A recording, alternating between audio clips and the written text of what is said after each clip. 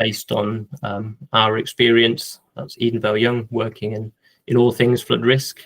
So in case you don't know who we are, we're a civil and environmental consultancy based in Bristol. We work in the UK and abroad, and specialising in fluvial and maritime environment. And that's, all things flood risk, design, flood risk assessments, SUDS, and especially hydraulic modelling. Then also to add in line of other upcoming webinars and use and things you might find useful, we have the 2Flow conference in May. So we're hoping to have tickets available in the next few weeks, and you can visit the Edenvale website to request to join the mailing list for updates. But without further ado, I'll hand over to John Young, founding director of Edenvale Young. He'll be able to introduce himself and start off our webinar, Navigating the Challenges of Flood Risk for Planning. Good morning, everybody. I hope everybody can hear me.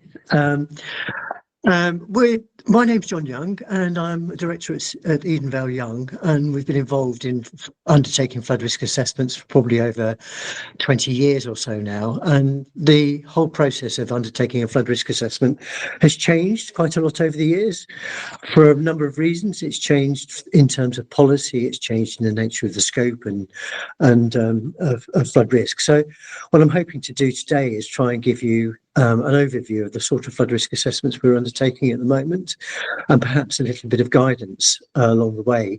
But very happy to take questions or answer questions. Hopefully we can answer those questions, not entirely certain. We will be using, or I will be using, Bristol as an example, really, of this of the challenges in terms of writing an FRA. And the reason we're using Bristol, but we will visit some other places in the UK, is because it's a particularly difficult environment. And it's tidally inundated, it's fluvially inundated as well. So if it suffers from quite a lot of different elements of flooding in many ways. The city itself, and what I want to concentrate on is some of the more difficult issues within Flood Zone 3. The city itself, this is Bristol City Council and the Environment Agency, have an emerging strategy known as the Bristol Avon Flood Strategy. And that is basically the provision of flood defences to Bristol. And we're hoping that that policy will become live in 2025, and that grant aid funding will be provided by central government in order for the construction of those defences. Now, it's also worthwhile mentioning at this point in time that there's a shortfall in the contribution from grant aid, in terms of the grant aid will not cover the full construction of the defences, and therefore some of external contribution, some developer contribution is actually required in order to fund the flood defences and fully implement the flood defences. But you can also see on this image here, this is Flood Zone 3 essentially within Bristol. And a lot of Flood Zone 3 covers the commercial heart of Bristol. And if Bristol is to be sustainable into the future, we really need to ensure that Bristol has some degree of flood defences. This would be the situation on screen, which would be the flood risk for a 1 in 200 year event in 21-25. Failure to do anything, as far as Bristol is concerned, would mean that we would have blighting within the central part of Bristol, and effectively we'd lose the commercial heart of Bristol. Now, this is very similar to a lot of other, certainly coastal cities around the UK, and also a lot of fluvial cities around the UK. So our experience within Bristol is, over the past about 4 or 5 years, we've written and we've been involved with probably over around about 50 or so development schemes within Bristol, within Flood Zone 3. I've just got a few located on the screen, and we'll be looking a little bit more detail at some of them. So, for example, we'll be looking at the Silverthorne Lane scheme, and the Silverthorne Lane scheme is over in the St Philip's area of Bristol, which is largely a sort of an area of old industrial area to the east of the city. The west of the area, you can see there, is more the existing commercial heart of the city. And what we're looking at over in the St Phillips area, and a lot of brownfield land within Bristol, is this sort of environment here, where we've got either land which has been cleared, or it's come to the end of its useful life as say, for example, as a car showroom, or indeed it's slightly run down within those areas. So there's a great incentive for us to actually think about actually reclaiming that land and using that land as far as brownfield is concerned. And the sort of thing that's beginning to emerge in Bristol at the moment, particularly in the St Phillips area, is a lot of redevelopment. And the redevelopment takes a lot of different forms. Predominantly, it's about residential schemes, residential co-working type schemes, residential, just straight residential schemes, but there's also student accommodation, schools, and other things which are coming forward. So this is a sort of selection of the scheme which are either just about to come through in terms of planning, or have actually commenced construction within the St Phillips area of Bristol.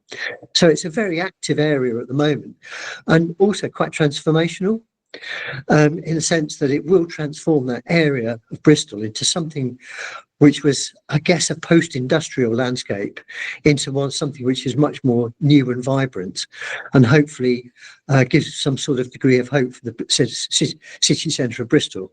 And all of this work here to make a contribution in terms of financial terms in order to the flood defences, the Bristol Avon flood defences.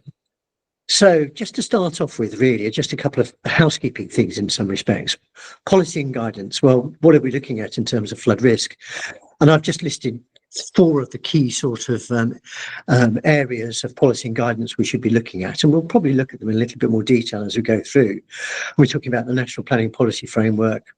And also then we've got guidance online, which is the flood risk assessment, applying for planning permission guidance, flood risk assessment, climate change allowance, and also the ADEPT/EA flood risk emergency plans for new development as well. But there is other guidance out there, and this is just a short list of probably the principal guidance that we work to. The 2 key pillars as far as planning is concerned are sequential testing and exception testing, and we'll be looking at both of those in this seminar. So picking up the sequential testing element, the concept of sequential testing is basically to steer development to areas of the lowest flood risk. So, for example, if you're in flood zones 2 or 3, can we actually steer that development into flood zone 1? A sequential test is required for all major and non-major developments. And the logic behind it is, as I say, to move development away from the sort of areas of high flood risk into lower areas of flood risk. But the sequential testing is really a function also of the city councils or the local councils' aspirations as well. It has to fit in with that.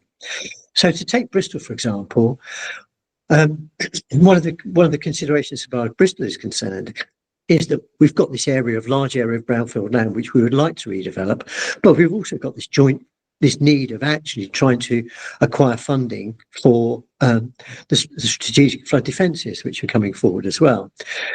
Sequential testing is not necessarily a thing that we would do at Edenvale Young, and it's probably more of a planning consultant's process, because the planning consultants would be looking for available sites which could be developed throughout the area, throughout Bristol, or within a boundary which is actually set by the local authority, so that they can direct development to an appropriate area.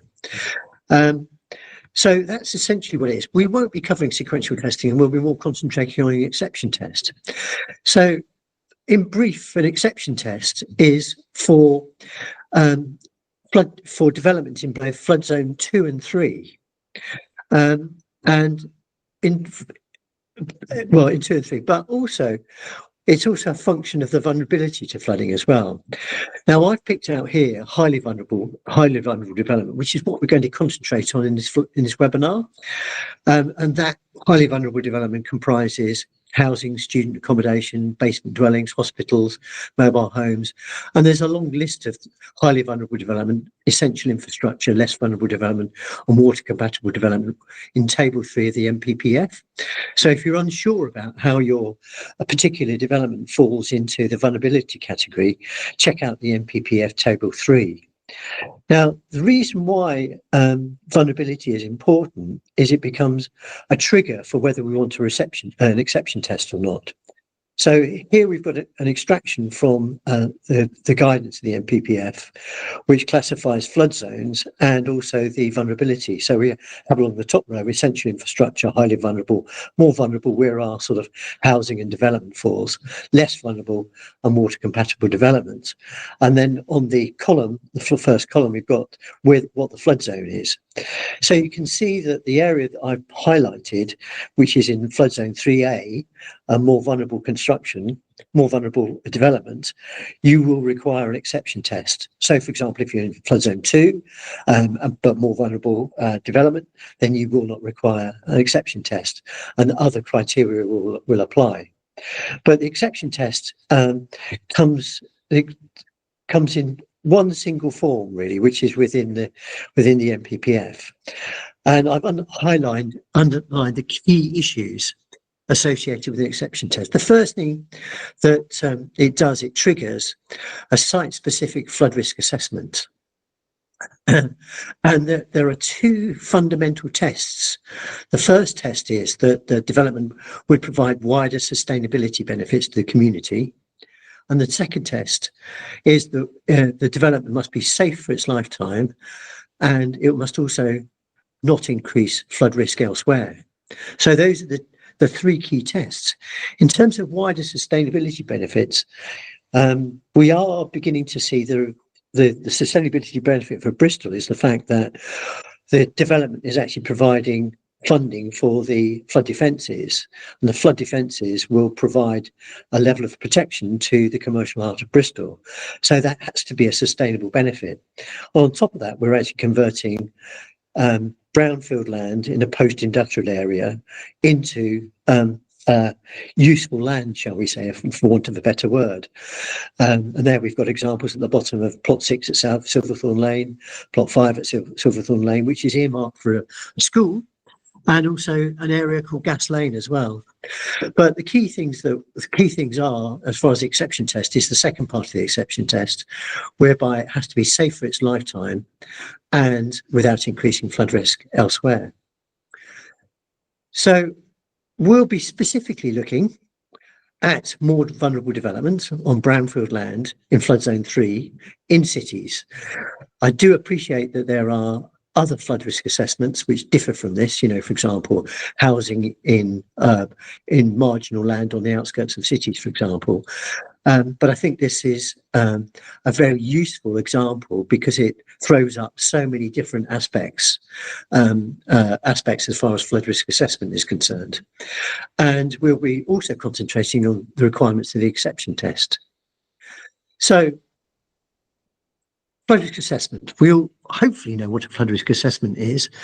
And this is a sort of a typical structure of an Edenvale flood risk assessment. And that would comprise of a description of the development, the building configuration, the finished floor levels, how much freeboard is going to be provided, whether there's safe access and egress in terms of flooding, what measures that we've actually incorporated within the building of flood resistance and flood resilience. And then we'll be looking at assessments of flood risk from all sources. And that would incorporate fluvial and seas, surface water flooding, sewer flooding, groundwater flooding, reservoir inundation. All of those are aspects of flooding that we need to incorporate within our flood risk assessment.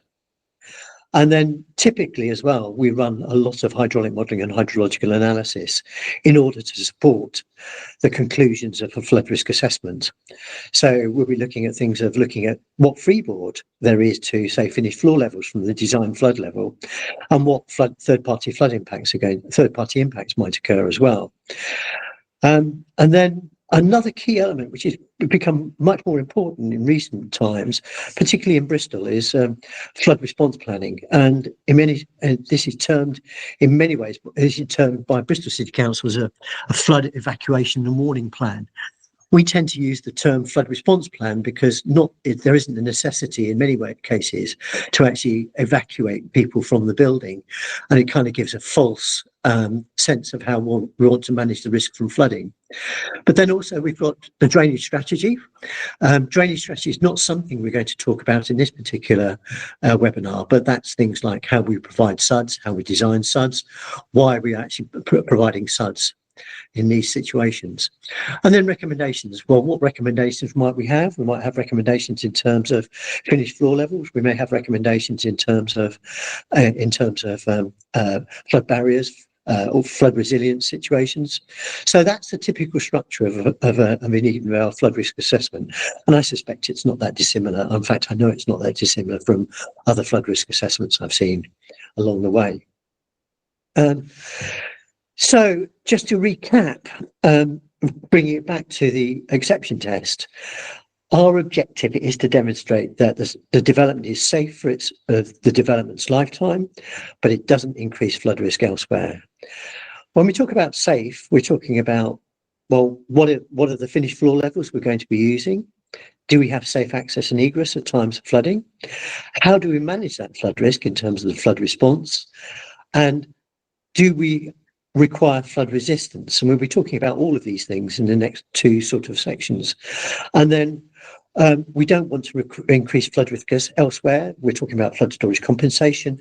And then we're also talking about third-party impacts and how we would evaluate them through flood difference mapping. But it has to be said, it's all about the building configuration. It's all about the building configuration. So how do we get the building configuration to satisfy all of these elements of the exception test and beyond?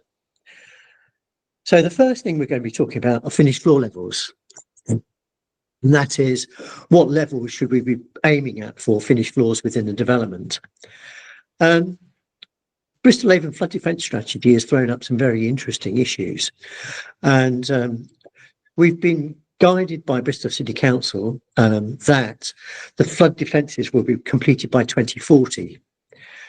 And that means that between 2040 and 2125, in 100 years' time, the site of the development site can rely on the flood defences to protect it from flooding.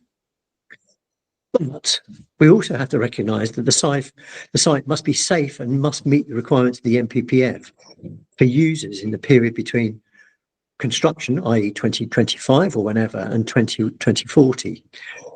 So we'll be covering all of these various bits and pieces.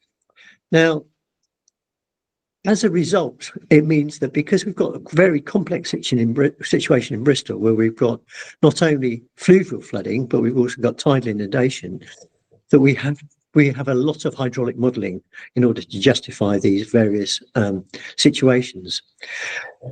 So we're looking to do hydraulic modelling in 2040 as a test to see whether we can get safe access and egress. And we're also looking to do flood modelling for 21-25 as well. And along the line, we're going to be looking at things like flood levels, flood depths, flood hazards. In fact, we can see hazards rather than depths there. I've labelled it incorrectly. But it means, to a large extent, that we have a massive suite of hydraulic modelling that we're actually undertaking.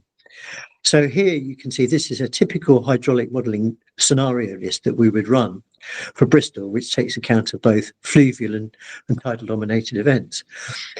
In 2040, Bristol is at risk predominantly from fluvial flood risk, and to a lesser extent, associated with tidal inundation.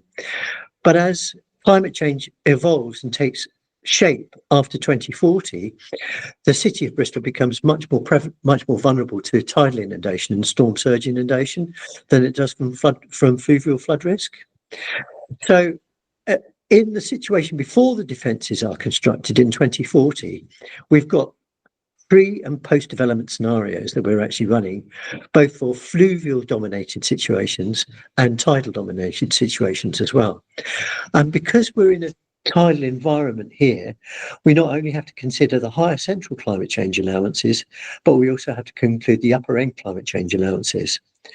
If we're in a fluvial situation only, we would only be having to look at central climate change allowances for residential in this particular instance.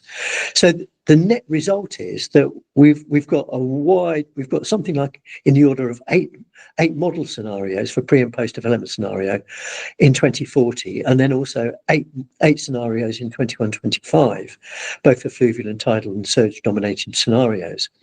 There are a couple of other ones thrown in there, which are all about flood storage compensation, which are looking at mean high water spring scenarios on tide in conjunction with fluvial scenarios as well. But we'll have a look at those in a little bit more detail. But there's a huge amount of hydraulic modelling associated with this type of development in Bristol. So what we're confronted with in many senses, because we are in flood zone 3, there is every chance that between the period between 2125 and 2040, the development could be subjected to a 1 in 200 year event.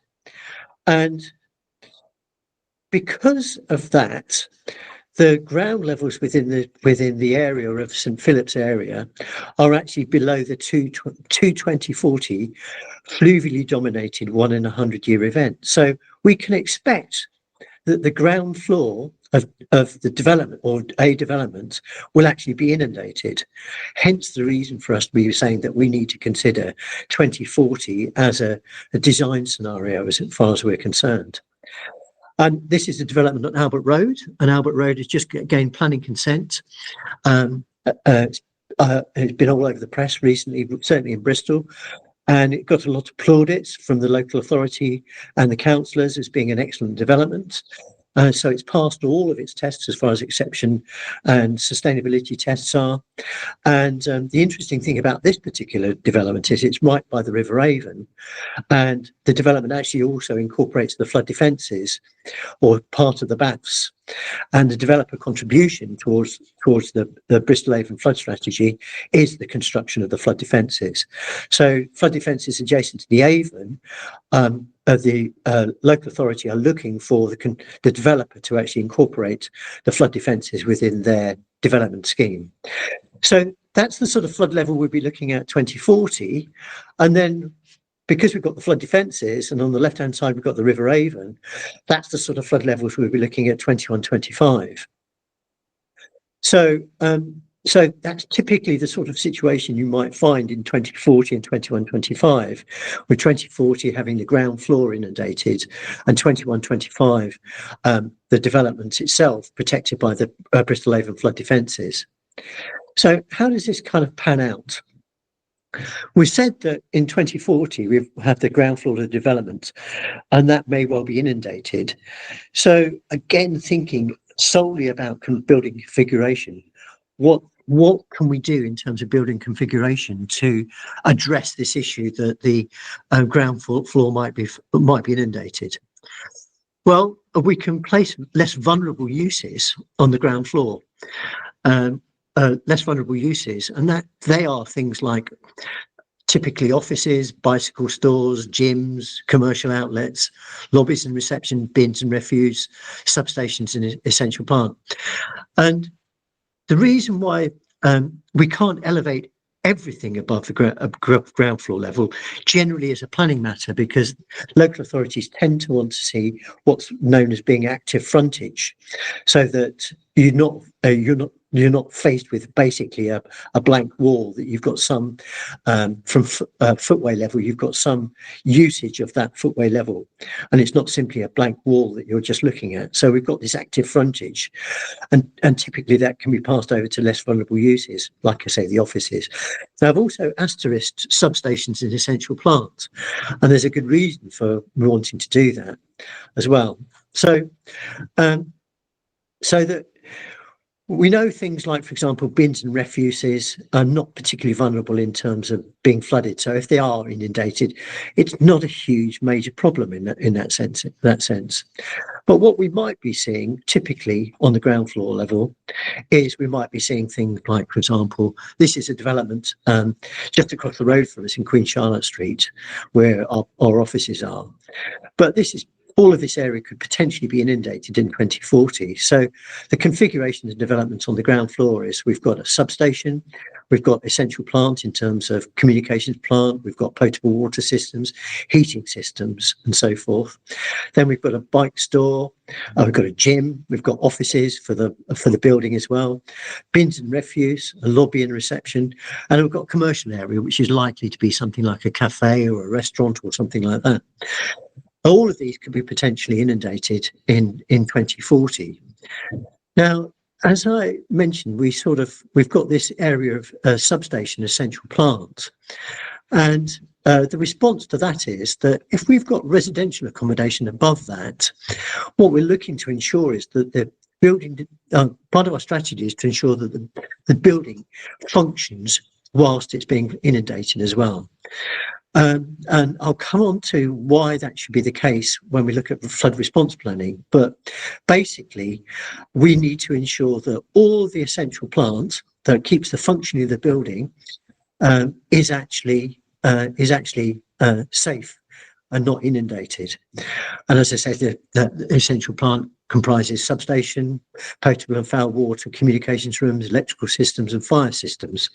And all of that needs to be protected. In this particular case, this is gas lane, which has got a very large flood door against it to protect the equipment inside from being inundated. And that is also mounted on a plinth and also has a sump pump in as well to remove water. These are two other developments we've got here. So on the right-hand side, we've got the substation, which is actually bunded as well. So there's a concrete bund running around the substation. And also we've got the electrical equipment and the potable water equipment bunded in red so that water can't enter those areas with flood doors against them. And on the right, we've got another development in St Thomas Street, which has got a range of flood doors and barriers against each of the entrances. Flood doors associated with the essential plant, where the essential plant is accessed from the outside, and flood barriers into the areas which are, in this particular case, classified as student amenity, which would be the gym, the offices, the cinema, and so forth.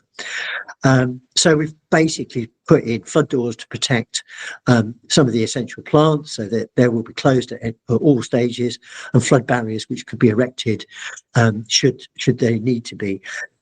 It's also worthwhile pointing out at this stage that whilst we're actually designing this for 2040, or these 2040 and 2125, that there is a chance, of course, that your development may well be inundated with a design event which could be a 1 in 1,000 year event rather than the 1 in 200 year event. And therefore, I suppose the cautious approach is to actually ensure that we've got systems in place like flood barriers, which allow for that residual flood risk as well. So it is a choice. There's certainly a choice, and you have to think carefully about how strategically you actually place these elements. But I think it's one's consideration. First of all, must be the functioning of the building, particularly if you've got residents above it, which rely upon that, and a policy which means that you are going to have people remaining in the building. You need to ensure that you've got the plant systems, electrical systems, and so forth actually protected. The other thing you can see in the St Thomas Street example is that there's a flood door from the light green area, which is the commercial area, or the possibly a cafe or something, up into the upper areas. And Bristol City Council is looking for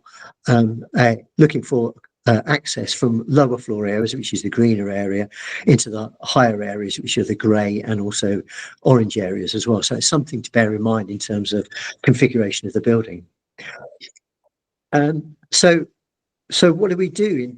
We're talking about the upper floors now, and this is again a development in Albert Road. And the upper floors, generally speaking, within Bristol, have been allocated for residential use. And the Environment Agencies and the local authorities' viewpoint is that if you have sleeping accommodation, residential accommodation, and so forth, then that must be viable if people are going to remain within the building.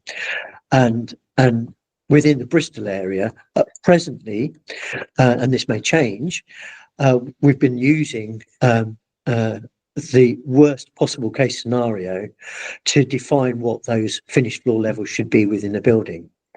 And the worst case scenario at the moment supposes that there's a sudden and catastrophic failure of the flood defences, the new flood defences.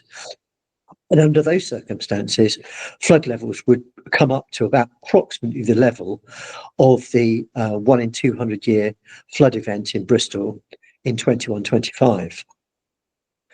And therefore, the minimum finished floor level in this particular instance is based upon the design flood level in 21-25 plus freeboard. And it's a highly conservative position at the moment, because the likelihood of a new flood defence actually failing in such a sudden and catastrophic manner is pretty unlikely. And I think the Bristol City Council agree that that actually is the case. And we may be looking at an overtopping scenario, say a 1 in 1,000 year overtopping scenario, to define what the minimum finished floor level should be for residential development. Just to go back in terms of the ground level development, then we're probably looking at 2040 as being the design flood level, with design flood level. So allocating and deciding what your finished floor levels is a key strategy in terms of making sure that your development is safe for its lifetime. And the other areas that we have to look at very carefully are safe access and egress. Now, this again depends on what your strategy is in terms of managing flood risk within the development, and we'll touch upon this in a little bit of time. But on the assumption that we require safe access and egress from the development, then we have to provide some means or some way of actually getting out of that development.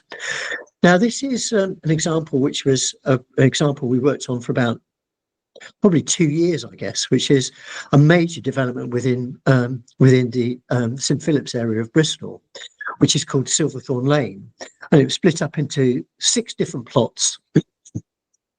Plot 5 was the school, plot 6 is university student accommodation, and plots 1 similarly with student accommodation. Plots 2, 3 and 4 are a bit more varied in the sense that there's a restoration of a historic building within that area, plus also a residential development, purely residential development as well. Now, the issue associated with safe access and egress from this particular development is the fact that you had very, very high flood hazard surrounding the areas.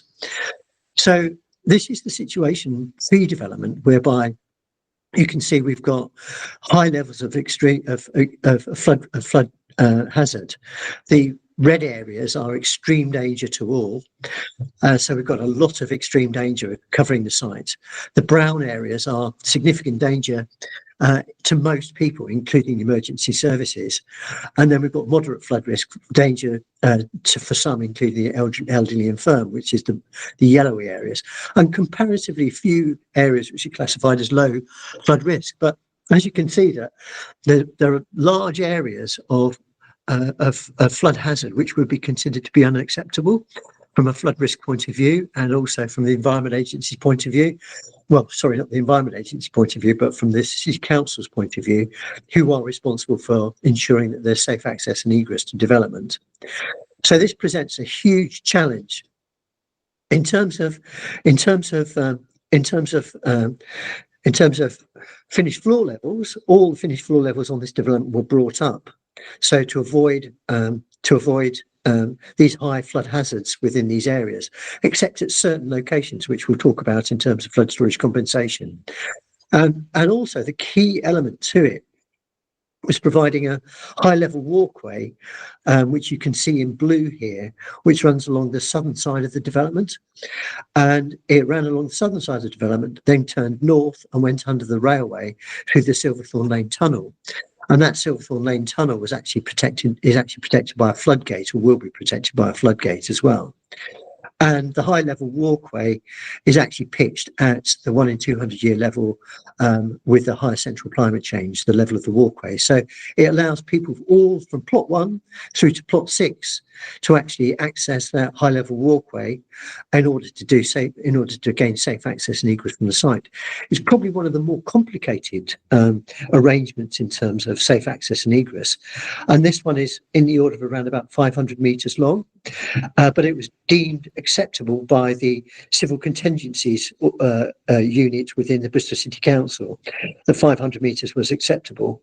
And it actually includes no steps whatsoever. So the whole thing is dry, level access from plot 1 through to Silverthorne Lane as well. So this is, again, another very key aspect and can be very tricky in terms of actually trying to evaluate it.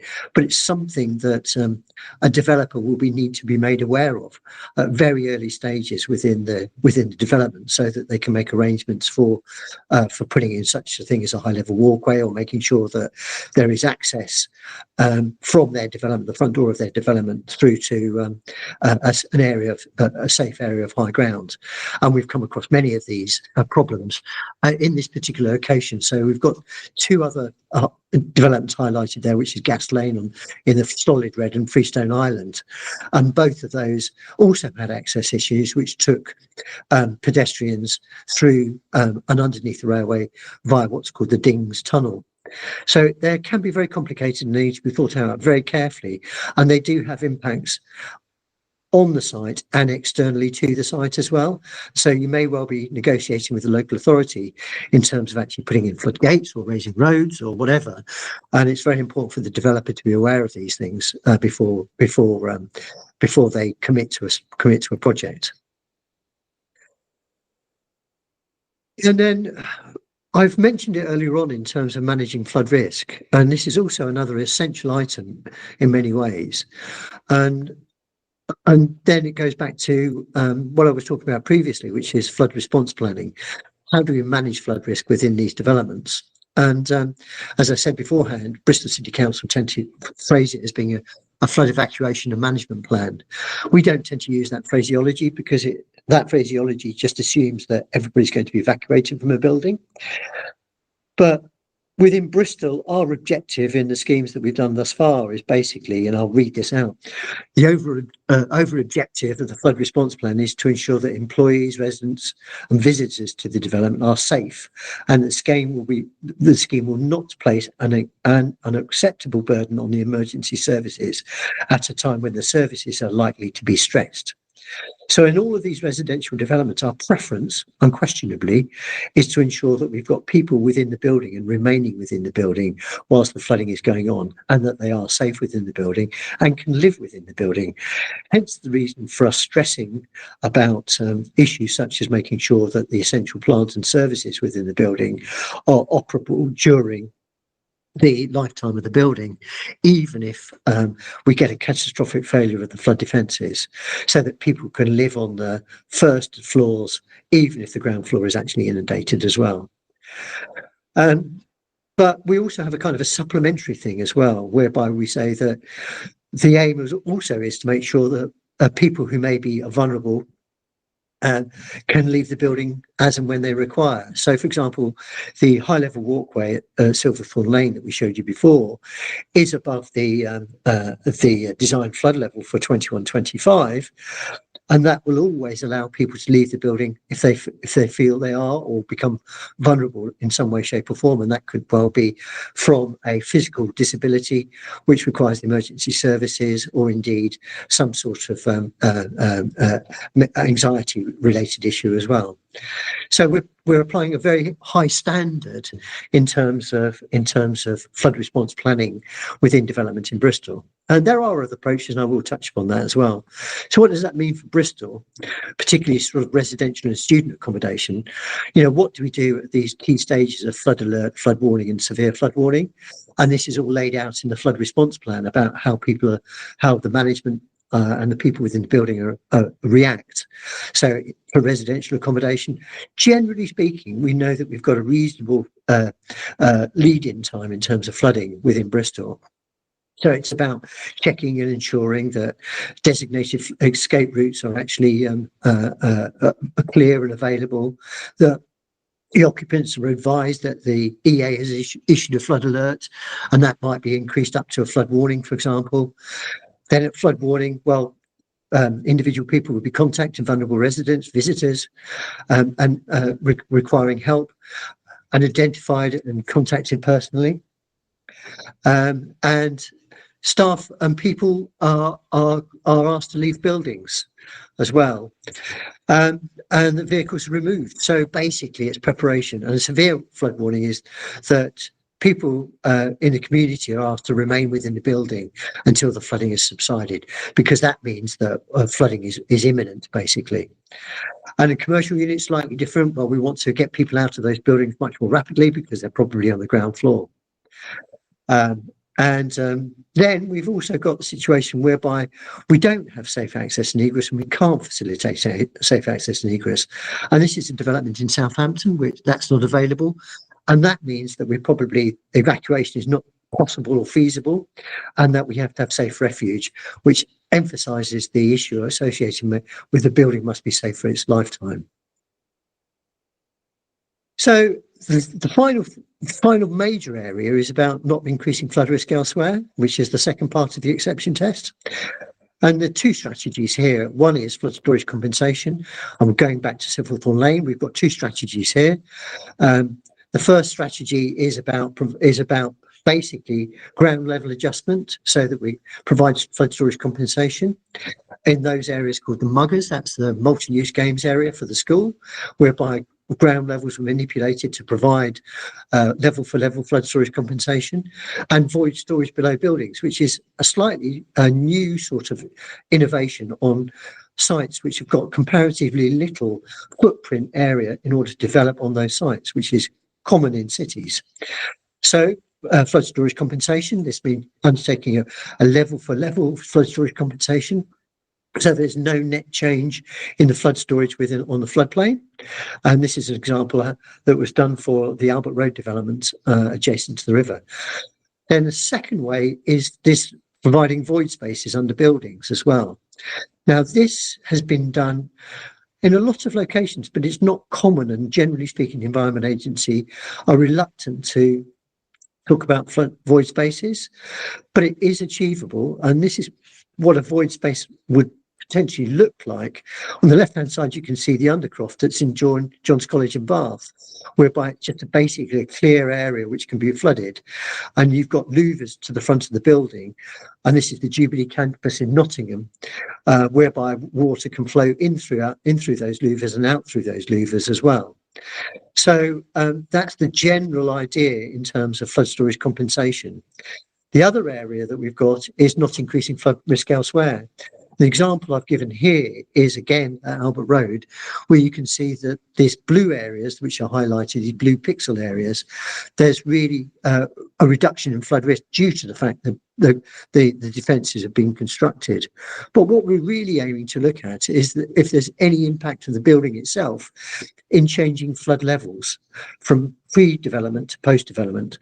And here you can see this is the feeder road scheme on feeder road, whereby you can see the red areas when we've looked at the level in pre-development and the level in post-development. The red areas are areas where you've got an increase in flood risk, and the blue areas are areas we've got a decrease in flood level.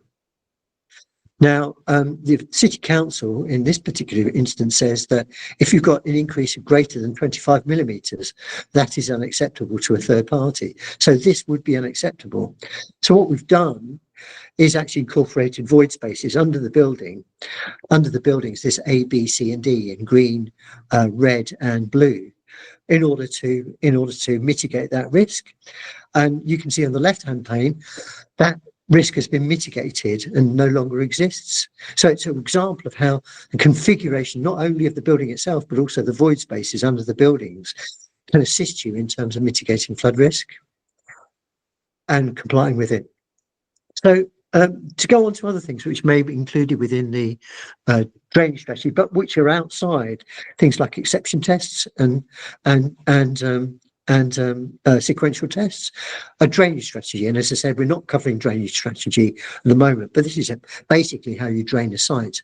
And this is an example of how we would do it from Riverway in Trowbridge, for example, another scheme in Trowbridge. But as I say, we may do a seminar on drainage strategy in the future, but we're not covering it in this particular instance.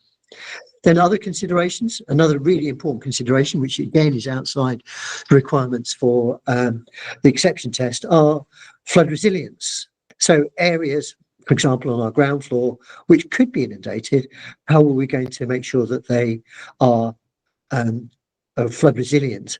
And that's things, for example, like ensuring that we've got the right materials and the right furnishings, and we've got things like electrical connections which are dropped down into those areas rather than rising up from those areas, making sure that, for example, finishes are hydrophobic rather than hydrophilic, so that we've got exclusion of things like wood and plaster and MDF within those areas. So that's generally applicable to the sort of the lower areas or the ground floor of the development. And that also is a thing that should really go into a flood risk assessment as well. And then the other consideration, access for maintenance. On the left-hand side, you can see the River Biss, again in Trowbridge, and we've got a maintenance corridor for the Environment Agency. In this particular instance, it's 6 metres wide, but it's certainly worthwhile actually chatting to the local authority and the Environment Agency to establish what your maintenance corridor for access should be. Normally, the Environment Agency like to see a vehicle with a trailer so they can gain access for a vehicle with a trailer. The best way is to contact the Environment Agency and the local authorities to see what the requirements might be, rather than just assume that we've got 5 or 6 metres. And then other considerations, landscape in the urban realm. This is development on Little George Street, which is in the Frome Gateway. And the objective of the local authority here is to have a river pathway which runs right along the River Frome, and so there needs to be space for a river pathway within your development proposals, and that could include, well, what furniture you're going to put into that area, what planting you're going to put into that area, and crucially, what access is there for maintenance as well. So that's kind of where I come to a conclusion in many respects, and what I'm hoping to say, that whilst we tend to look at the elements, things like hydraulic modelling, for example, and finished floor levels, it's all about building configuration. And if you can get the building configuration correct at the outset, and you can work with your developer or architect to ensure that the building configuration is appropriate to the flood risk situation, which will change from city to city and place to place. If you can do that in very early stages, it makes everybody's life so much easier. Now, at the end here, I've also included a series of design criteria, which I don't propose to actually go through in any particular order, but you can review those later on and talk about, well, what criteria we're going to have for finished floor levels, what criteria we have for safe access and egress and why we have it, and flood storage compensation. So that really sort of concludes the presentation in many respects, and I'm really quite happy to take questions. But as Alex mentioned, it's a date for your diary, really, and we're just in the process of organising the two-flow conference that is Edenvale Young, which will again be held in Bristol this year on the 20th and 21st of May, and tickets, as Alex said, will be available in the next few weeks, and there are more details on our website under our events table. And the title of the conference this year is The Human Element. And then we go on to any questions. I think Alex is going to curate this portion of the webinar, I think. That's right. Thanks, John, for your insights there. Hopefully you've got some useful pointers and tips for flood risk assessments you might be doing yourself, or particularly tricky ones, and some of the solutions John has presented. We have got some good questions. Just, I think we've conscious of time, but we'll hopefully get through all of these. John, I think this question, the first one, and also if you'd like to raise a hand, if you can think of a question that comes to you, you can raise a hand. You can also speak. I think we'll be able to unmute you. But John, I think this question was during the Silverthorne Lane section. I think so. Someone said, So having flood defences and flood doors and pumps still isn't considered good enough to have people safe within a development. Was that a requirement of the local planners, or is that a national policy, or how did that come about? I think it's not a national policy. There's no question about that. It's not a national policy, but I think you've got to think about the flood risk as a whole in the round, and there's sort of levels that you have to achieve. Really, your primary issue is to make sure that the development is safe for its lifetime. The primary issues there are about finished floor levels and safe access and egress. Your secondary issues are about how you manage that flood risk whilst you have flooding. So without question, it has to be safe to be in the development if you are actually if you've got flooding and it's impossible to escape from that building. And if you're going to remain in that building, people have to be safe in that building.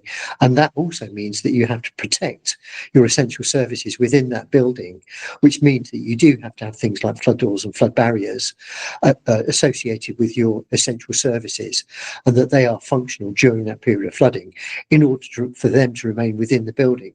And the big pull as far as the local authority are concerned in that respect is the fact that they are not going to be overwhelmed with displaced people and having to find them temporary accommodation of maybe thousands and thousands of people from those developments during a flood risk situation. They would much prefer to have people to be able to remain within the building and have them be able to live within that building, even though there's flooding within the building. So there's kind of a tiered approach, and that tiered approach starts with unquestionably the exception tests, safe for its lifetime and not including flood risk to others. But the developer also has to think about, well, we want people to remain in the building, and there's various elements there. Do we provide flood barriers? Do we provide flood doors? And those things, to a large extent, are comparatively cheap to incorporate within the building right from the outset. And maybe we ought to be thinking about residual flood risk anyway, as far as flood risk advisors are concerned. Great, thank you for that answer. Next question, when you're talking about void space, you mentioned with the EA, so it says, do you know why void spaces aren't favoured by the EA? You said it was acceptable, but you said the EA really like them. We at Edenvale Young did two public inquiries, one for the Silverthorne Lane site and one for the Feeder Road site, because the Environment Agency objected to both schemes. And largely speaking, those two schemes effectively derived the design criteria for a lot of things. So, for example, it defined the design criteria for finished floor levels tying to the higher central climate change event rather than the upper end climate change in a tidal situation. But one of the things the Environment Agency objected to at the time was the use of void spaces. They did have an informal publication, which I believe they still have, which talks about void spaces. And their principal reason is that for void spaces, they do not want accumulation of debris and things within those void spaces. So those void spaces are largely unoccupied, and they're free to accommodate any flooding that there should be. So the response we've had in Bristol and elsewhere, in Manchester and also Nottingham, the void spaces have louvers that go around them, that there's also only entry into those louvers by key, and the entry is into those spaces is only for authorised people in order to undertake maintenance within those void spaces. And the only maintenance, realistically speaking, is if there is a flood and that void space needs to be cleared of, say, sediment or material which is accumulated in that void space in order to maintain the flood storage compensation area. But there's also an issue that has to be done safely. So there needs to be a safe system of work in order to enter that void and maintain that void as well. So the void space is, largely speaking, making sure that nobody can enter it so that people don't move into it for any particular reason or actually store materials in those areas. maintenance is a key issue, both in terms of getting into it and making sure that you can actually clear it in some way, shape or form. Thanks. So there's just another question related to voids. Someone else has asked, so how were you able to open up the conversation around inclusion of voids? The question asker had found that in the last 12 to 24 months, this option has been completely off the table with the EA. Does that match your experience, or no, you no, just it isn't. I described think as a way to start the conversation about a good maintenance regime? Yeah, absolutely. I think if you can provide those assurances in terms of maintenance and louvers and so forth, they are problematical. There's absolutely no question about it. And I think the attitude in various locations does change to the Environment Agency. They've got different local policies potentially, and it does depend on who you're actually speaking to within the Environment Agency. But certainly within Bristol, it is an accepted approach, albeit that the Environment Agency don't particularly like to have them. It is accepted that the void spaces are appropriate. And there is precedent. There's precedents, as I say, in Nottingham, there's precedents in Manchester, and there's precedents in Bristol. So whilst the EA may not like it, it is feasible to do so. And of course, the great problem with developing in cities is that you have a footprinted area within your red line, and largely speaking, a developer will want to actually develop buildings which cover the majority of that red line to make it economical and viable. And if you're not allowed a void space and you have to do flood storage compensation, then frequently the developable space within that land actually becomes so small that it just becomes economically not viable to do so.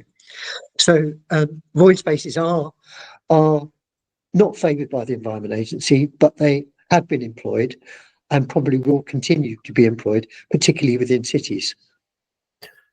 Thank you, John. Just conscious we've gone over time, but we've got some good questions, so I'd like to answer them while we've got your expertise. This will be recorded if anyone has a meeting, so we'll be able to, you'll be able to catch the answers to the final questions there.